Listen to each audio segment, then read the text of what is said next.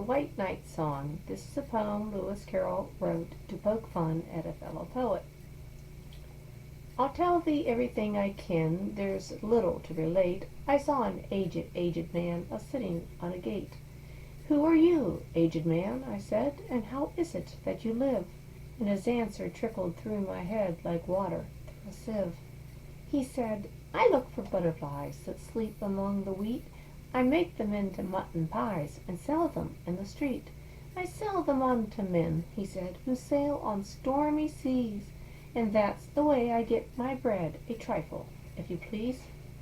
But I was thinking of a plan to dye one's whiskers green, and always use so large a fan that they could not be seen.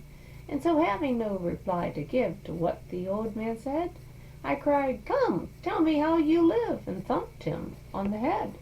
His accent mild took up the tale. He said, I go my ways, and when I find a mountain rill, I set it in a blaze, and thence they make a stuff they call Rowland's Macassar oil. Yet 2 pence halfpenny is all they give me for my toil. But I was thinking of a way to feed oneself on batter, and so go on from day to day getting a little fatter. I shook him well from side to side until his face was blue.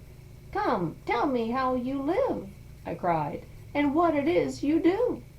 He said, I hunt for haddocks' eyes among the heather bright, and work them into waistcoat buttons in the silent night. And these I do not sell for gold or coin of silvery shine, but for a copper halfpenny, and that will purchase 9. I sometimes dig for buttered rolls, or set lime twigs for crabs. I sometimes search the grassy knolls for wheels of hansom cabs. And that's the way, he gave a wink, by which I get my wealth, and very gladly will I drink your honor's noble health. I heard him then, for I had just completed my design, to keep the many bridge from rust by boiling it in wine. I thanked him much for telling me the way he got his wealth, but chiefly for his wish that he might drink my noble health.